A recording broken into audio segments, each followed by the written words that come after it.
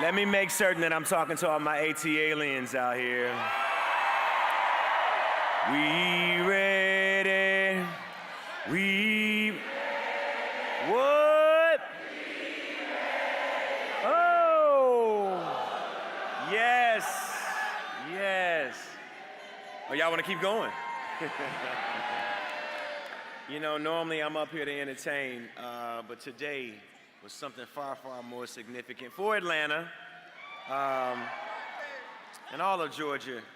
You know, it's really great to be home. I'm here, home for my past, present, future tour, but took a quick break from that to come here, share a few words with you about the significance of this moment. I feel that this is a momentous opportunity for each and every one of us.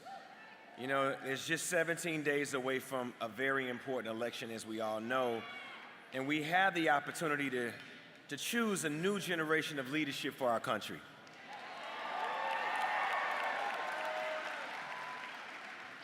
We all know what it means to be supportive, but ladies and gentlemen, we are here to support the next President of the United States.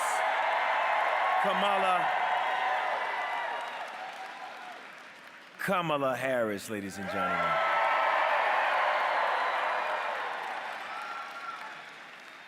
I'm supporting Vice President Harris because she fights for everyone's rights, for freedom. And it doesn't matter where you're from. She has a vision for our country that includes everyone. A vision that supports small businesses, invests in our health, in our communities, and gives everyone a chance to get ahead. But we got work to do, Atlanta. ATL, we got work to do to get this campaign across the finish line.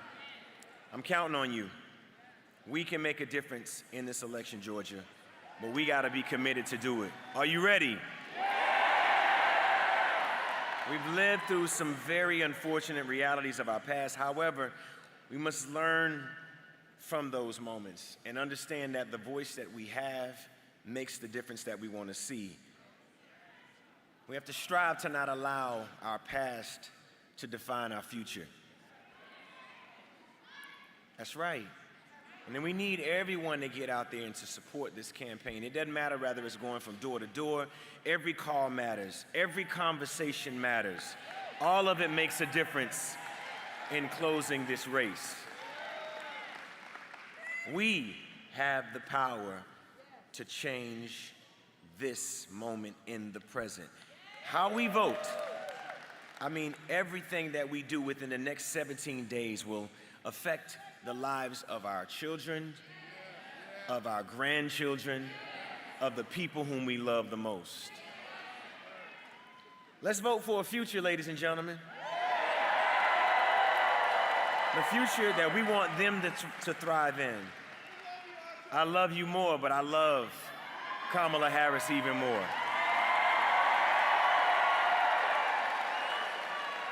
I want her to be our next President of the United States. And we can do it, but we're gonna do it together. One more time. We ready? What? We ready. Come on, Georgia. We ready. What? One more time. We ready.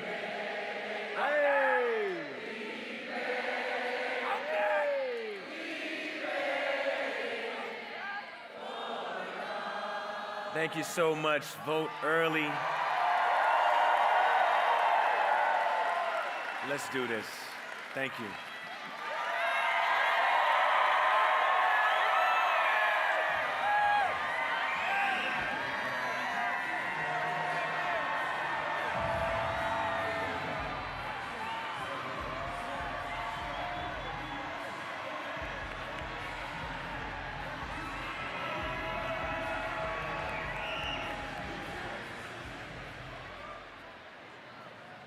I've never slept a full night in my entire life.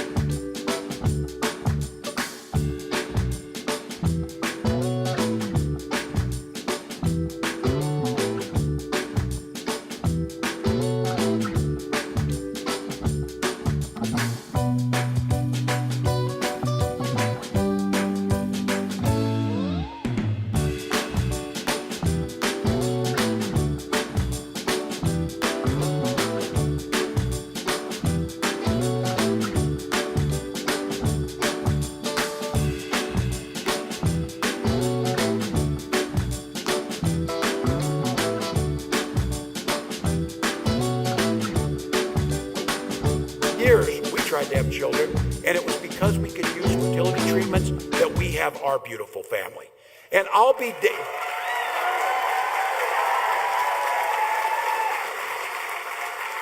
damned if any politician, especially Donald Trump and J.D. Vance, should have any damn say about your family and your access to fertility treatments. So look, when we take this Congress, when Kamala Harris is president and they send over a bill recodifying Roe versus Wade, the protection of women to make their own decisions over their own bodies, Kamala Harris will sign it into law.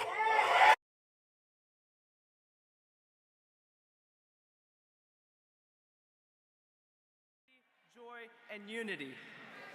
When I cast my vote for Vice President Harris, I voted for my Korean immigrant grandparents who came to this country with nothing. I voted for economic opportunity for all Americans. I voted for reproductive freedom. I voted for a new way forward where all of us can get ahead, not just get by. Vice President Harris represents the American dream. When I cast my vote for Vice President Harris, I am voting for the future. Donald Trump will take us back. Don't boo, vote.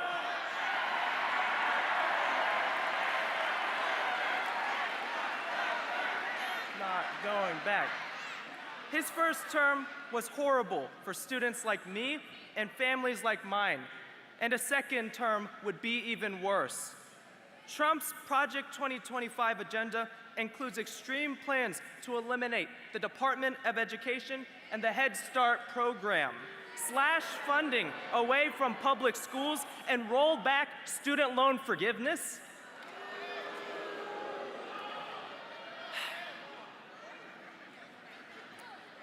As a lifelong public school student, I know how vital it is to invest in public education. And as a proud product of public school education, I will be the first in my family to go to college. This is the American dream, and Donald Trump would take that away. Georgia, we cannot afford to go back.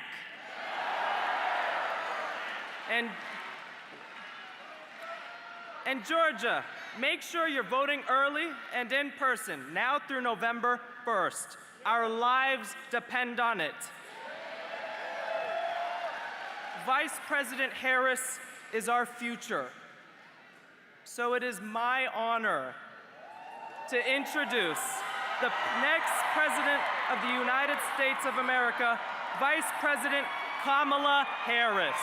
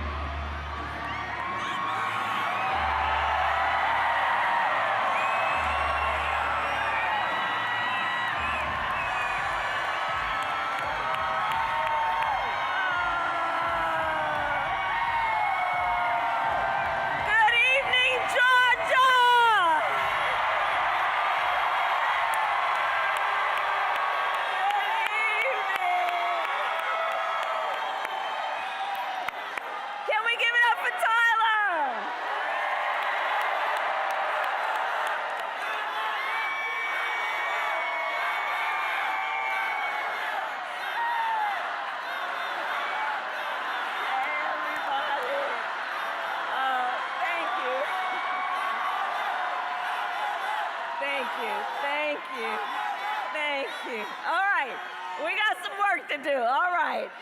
Thank you. It is so good to be back in Atlanta. Thank you all. my goodness. It is so good to be back.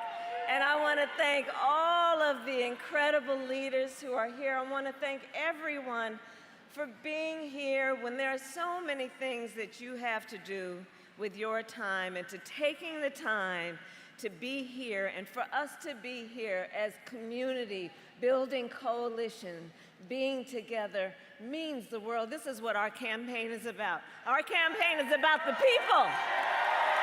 Our campaign is about the people. And I want to thank Senator Ossoff, who is here, Atlanta's own Representative Nikema Williams, and the many members of the Congressional Black Caucus who are here today. I thank you. Mayor Dinkins, thank you every time I come. You meet me on the tarmac. My pastor who is here, Reverend Dr. Amos C. Brown of Third Baptist Church in San Francisco, I thank you. And of course, Usher. Got you. And so I thank you all, everybody, for taking the time to be here together. And before, thank you.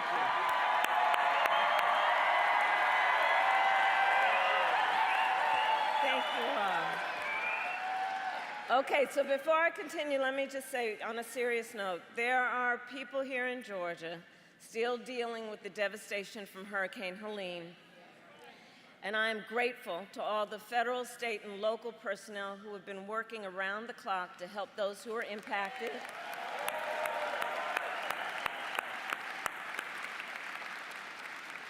As we know, this recovery will take time, and we will stand with Georgia and everyone across the Southeast who are impacted by these recent storms for as long as it takes to rebuild. Thank you. All right, so Atlanta, we have 17 days left.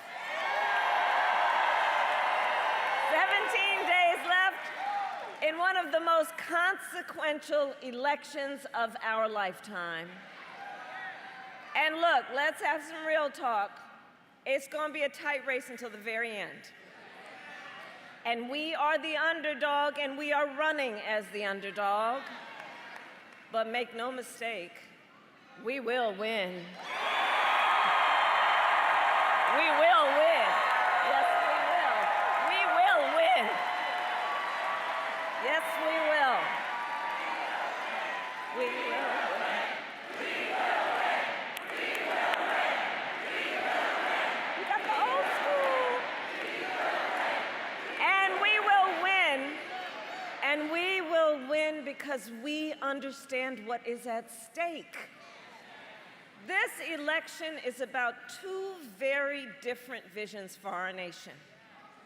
One, Donald Trump's, who is focused on the past, and ours that is focused on the future. Ours that is focused on bringing down the cost of living, investing in small businesses and entrepreneurs. By the way, I love our small businesses. Can I see the small business leaders and entrepreneurs?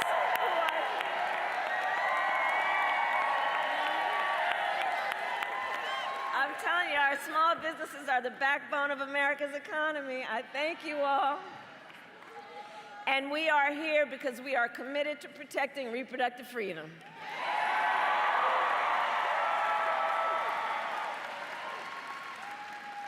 But none of that is what we hear from Donald Trump.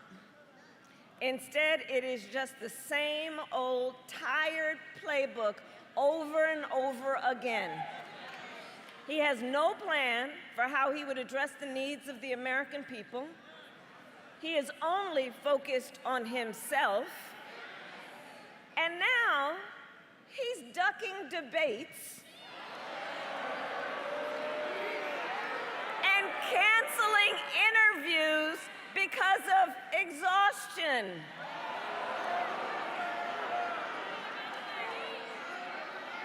And when he does answer a question or speak at a rally, have you noticed he tends to go off script and ramble? And generally, for the life of him, cannot finish a thought. And he has called it the weave. But I think we here will call it nonsense.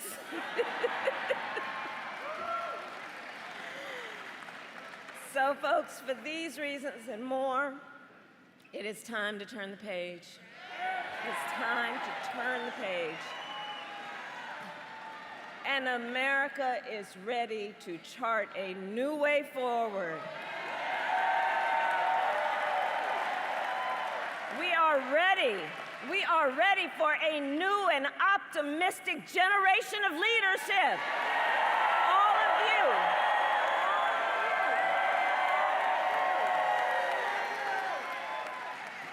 Which is why Democrats, Republicans, and independents are supporting our campaign. In fact, earlier this week, over 100 Republican leaders from across the country joined me on the campaign trail, including some who worked in Donald Trump's administration. And I believe, as I travel our country, Americans really want a president who works for all the American people. All the American people. Who understands that the vast majority of us have so much more in common than what separates us. Right? Folks are exhausted with someone trying to have Americans point their fingers at each other. We're exhausted with it. That's why I say it's time to turn the page on that. Just turn the page. And have a president who cares about all the people. And you all know I've only ever in my career had one client, the people. The people. As a young courtroom prosecutor, I stood up for women and children. As Attorney General of California, I fought for students and veterans. As Vice President, I have stood up for workers and seniors. And as President, I will fight for all the American people.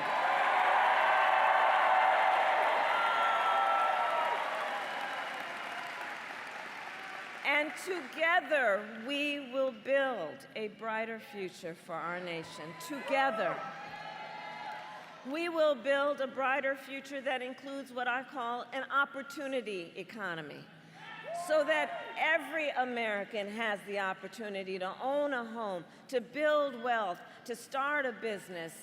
And to build that opportunity economy, we've got to bring down the cost of living. Because while inflation is down and wages are up, prices are still too high. You know it and I know it. And so I have laid out a comprehensive plan to lower the cost that you pay on everything from prescription medication to groceries. And this will be my focus every single day as President of the United States.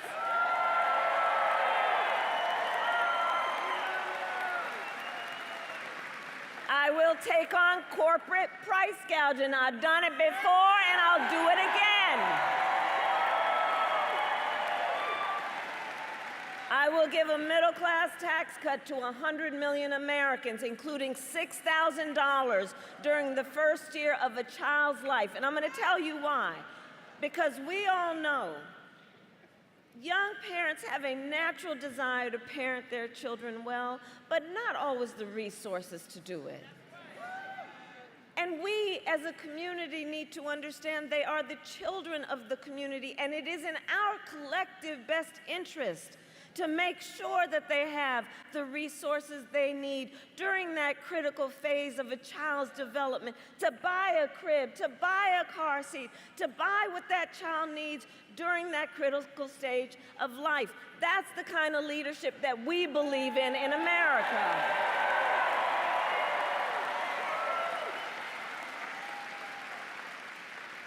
I have a plan to bring down the cost of housing by building more homes and taking on those corporate landlords who are unfairly buying up properties and increasing rental prices. We know what's happening. My plan will lower the cost of starting a small business, including by increasing the tax deduction for entrepreneurs from $5,000 to $50,000.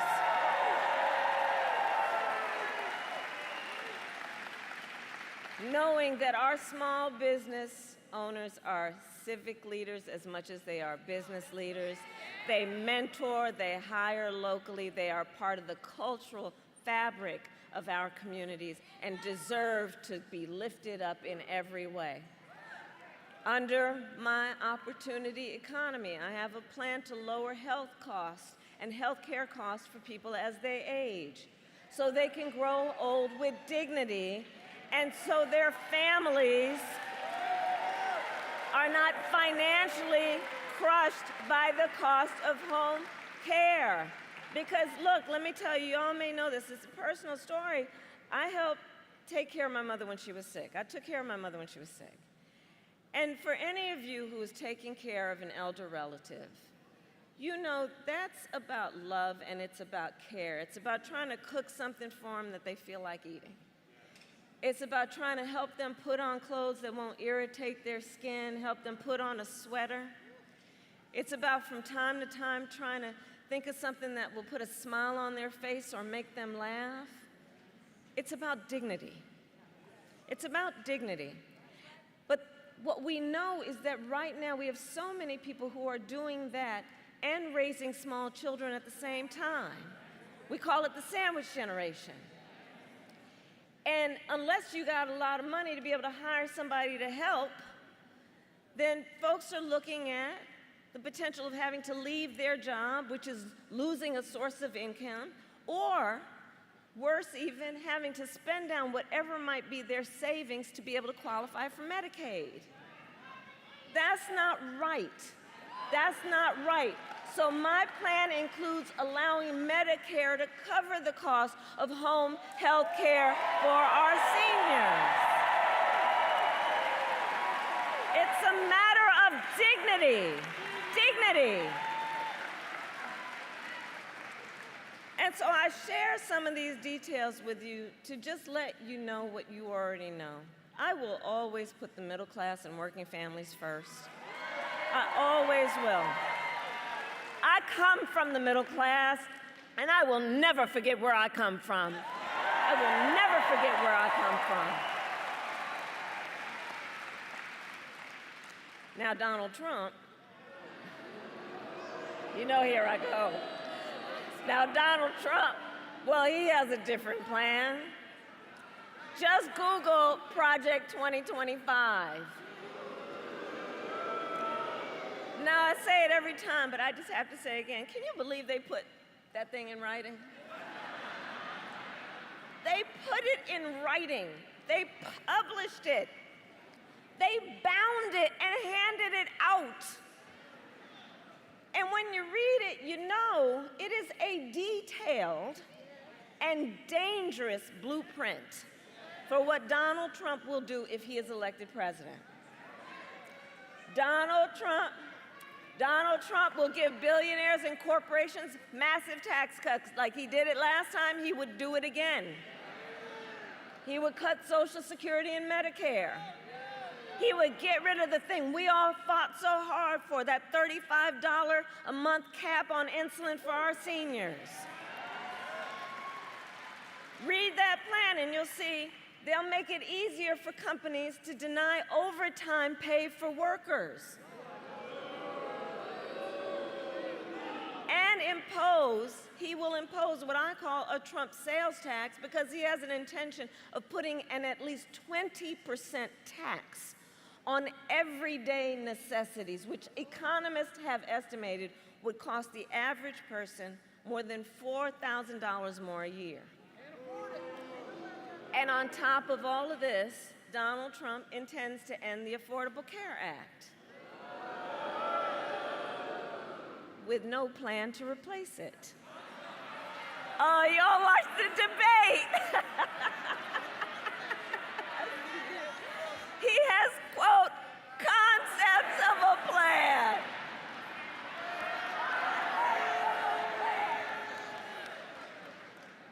you all know, and you've heard me say, look, I think, and I do believe Donald Trump is an unserious man. And the consequences of him ever being again in the White House are brutally serious. Brutally serious. Because think about it. The man's going to threaten the health insurance of 45 million Americans based on a concept and take us back to when insurance companies had the power to deny people with pre-existing conditions. You remember what that was? Well, we are not going back. We are not going back. We are not going back. We're not going back. We're not going back. We're not going back. We're not going back. We're not going back. We're not going back. And we are not going back because we are working and intend to move forward. Forward, because ours is a fight for the future. And it is a fight for freedom. Like the fundamental freedom of a woman to make decisions about her own body and not have her government telling her what to do. And we know how we got here. Donald Trump hand-selected 3 members of the United States Supreme Court with the intention that they would undo the protections of Roe v. Wade, and they did as he intended. And now, in America, more than 1 in 3 women lives in a state with a Trump abortion ban. Today, except for Virginia, every state in the South, including Georgia, has a Trump ban. Many with no exceptions even for rape or incest, which is telling a survivor of a violation to their body they have no right to make a decision about what happens to their body next. That's immoral. That's immoral. And let us agree, one does not have to abandon their faith or deeply held beliefs to agree the government should not be telling her what to do. Not the government.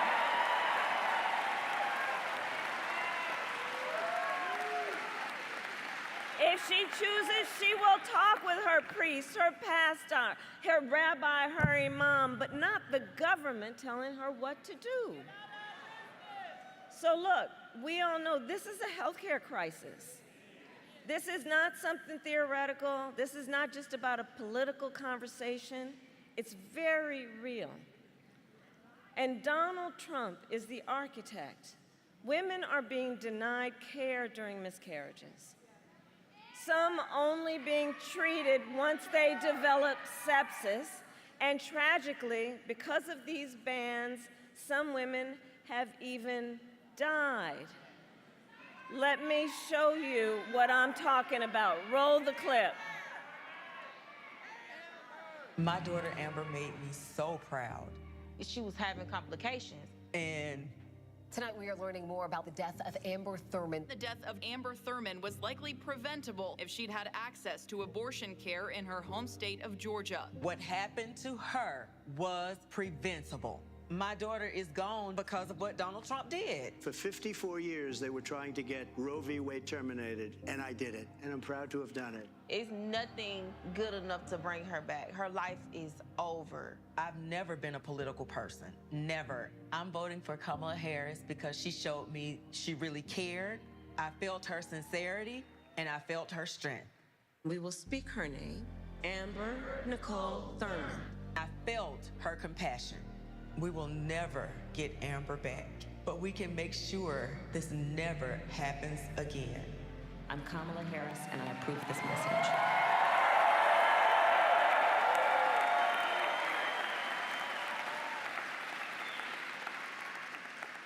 So, here's the thing that you got to understand, and I think everyone's following this. Donald Trump still refuses to take accountability, to take any accountability for the pain and the suffering he has caused, or even to just acknowledge the pain and suffering that has actually happened. In a Fox town hall earlier this week, he even mocked Amber's family for sharing their story. Play the clip. Mayor Bottoms and Amber Thurman's family have come out on a press call, and they're doing what's called a pre-buttal 2-hour town hall right now. Oh, that's nice. Yeah? And I want to Get better ratings, I promise.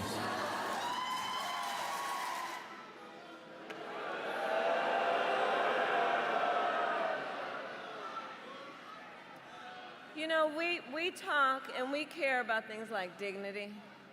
We understand that the real, well, I hear you, but you know, the thing, you know what, the court's gonna take care of that. We're gonna take care of November. We're gonna take care of November. We're gonna take care of November. But here's the thing. A grieving family sharing the memory of their daughter with our nation. Where is the compassion? You know, part of what's wrong with what's been happening in this so-called Trump era is that there's this backward notion that somehow the measure of the strength of a leader is based on who you beat down, instead of what we know, which is that the real measure of the strength of a leader is based on who you lift up. It's based on who you lift up. And what we see continually from Donald Trump is exactly what that clip shows. He belittles their sorrow, making it about himself and his television ratings. It is cruel. And listen, I promised Amber's mother that we will always remember her story and speak her name, Amber Nicole Thurman. Amber Nicole Thurman. And Amber's family, including her parents, Shanette and Andre, are here with us tonight.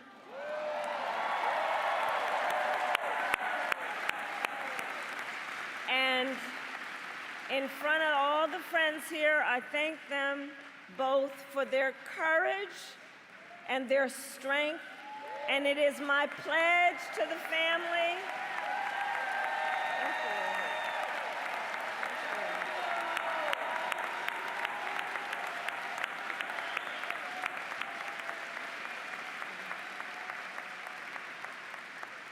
And I have pledged to the family, it is my pledge to everybody here, when Congress passes a bill to restore reproductive freedom nationwide, as President of the United States, I will proudly sign it into law. I will proudly sign it into law. So there's so much at stake. And you know, I'm traveling the country and everybody here knows across our nation, we are witnessing a full-on assault on other hard-fought, hard-won fundamental freedoms and rights. Like right here in Georgia, the freedom to vote, right? The freedom we are seeing in so many places in our country, an attack on the freedom to be safe from gun violence. The freedom to love who you love openly and with pride.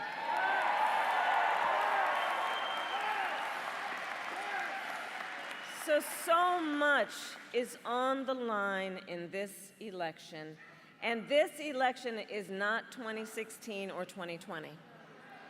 The stakes are even higher for obvious reasons, including because just a few months ago, the United States Supreme Court basically told the former president he is effectively immune no matter what he does in the White House.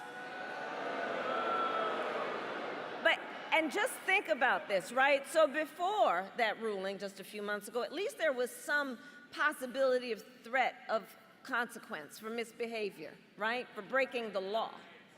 But just imagine now, Donald Trump with no guardrails. He, who has vowed that he will be a dictator on day one. He who calls Americans who disagree with him the enemy from within. Understand where that comes from in history. And says he would use the American military to go after American citizens. He who has called for the termination, I quote, of the Constitution of the United States of America. And let us be very clear, someone who suggests that we should terminate the Constitution of the United States should never again stand behind the seal of the President of the United States of America. Never again. Never again. Never again.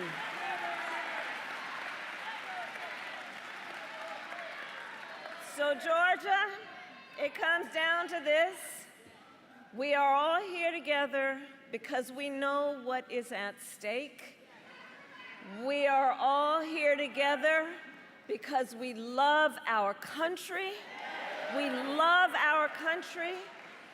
And I do believe it is one of the highest forms of patriotism to then fight for the ideals of our country. That's what this is about. This is about a fight for the promise of America.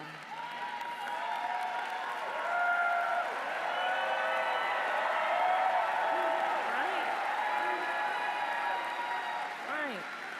And the extraordinary, great Congressman John Lewis reminded us that democracy is not a state, it is an act. It is an act. So, Georgia, now is our time to act. The baton is in our hands. Election day is in 17 days, and early voting has already started. You guys are setting some records, by the way. And so now is the time to make your plan to vote. Make your plan. Go to iwillvote.com and get all the information you need. And if you have received your ballot in the mail, please do not wait. Fill it out and return it right away. And you know Georgia's own President Jimmy Carter voted early.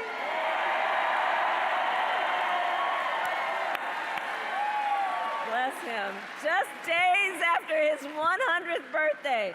So look, if Jimmy Carter can vote early, you can too.